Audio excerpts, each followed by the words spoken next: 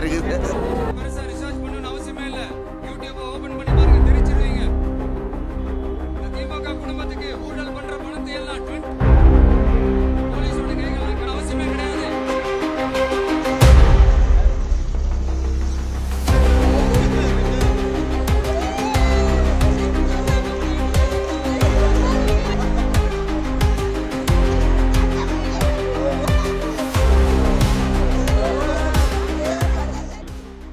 ওরা একটা সেলফি তুলে আমাদের পাঠিয়েছিল।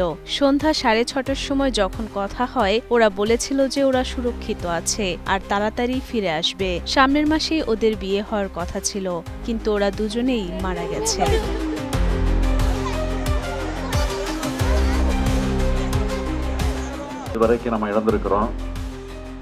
আমাদের রাজ্যের ইতিহাসে কোনো রাজনৈতিক দলের কর্মসূচিতে এত মানুষের প্রাণহানির ঘটনা আগে কখনোই ঘটেনি। ভবিষ্যতে যাতে এমন মর্মান্তিক ঘটনা আর না ঘটে তা নিশ্চিত করতে হবে।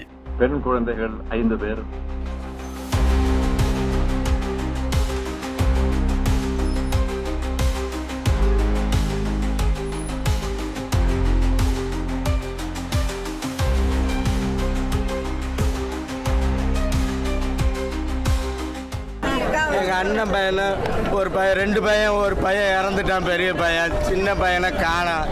வீட்டுக்காரம்மா வேற ஐசியூவில் வச்சுருக்காங்க, எங்கள் அண்ணியை வேற. இல்லை நான் என்னதான் பண்ணுறேன்னு தெரியல. என் பையனுக்கு கண்ணு பூரா காயமாக இருக்குது.